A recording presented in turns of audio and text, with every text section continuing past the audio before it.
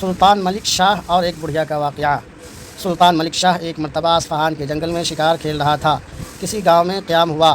وہاں ایک غریب بیوہ کی گائے تھی جس کے دودھ سے 3 بچوں کی پرورش ہوتی تھی۔ بادشاہی آدمیوں نے اس گائے کو ذبح کر کے خوب کباب بنائے۔ غریب بڑھیا کو جب خبر ہوئی تو وہ بدحواس ہو گئی۔ بادشاہی آدمیوں کا مقابلہ کون کرے؟ کوئی داد و فریاد سننے کو تیار نہ تھا۔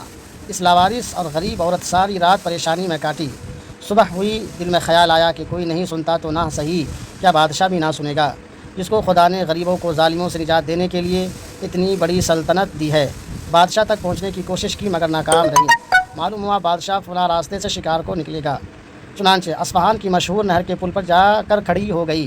جب سلطان پل پر آیا تو بڑھیا نے ہمت اور جرأت سے کام لے کر کہا، اے الپ ارسلان کے بیٹے، میرا انصاف اس شہر کے پل پر کرے گا یا پل صراط پر؟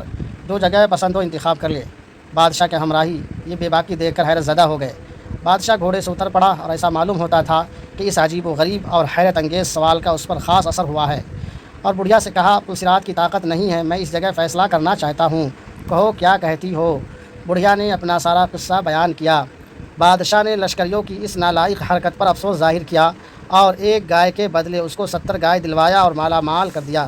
جب بڑھیا نے کہا، تمہارے عدل و انصاف سے میں خوش ہوں اور میرا خدا و رسول خوش ہے، تو گھوڑے پر سوار ہوا۔ کیا زمانہ تھا! کہنے والے کیسے آزاد خیال تھے اور سننے والے کیسے عالی حوصلہ! اگر موجودہ تہذیب و شائستگی کے زمانہ میں کوئی شخص اس طرح حاکم کی سواری روک لے اور اس سے ایسی آزادانہ گفتگو کرے تو پاگل خانے بھجوا دیا جائے گا۔ یہ تھے ہمارے بادشاہ اور ان کے عدل و انصاف کی ایک کڑی۔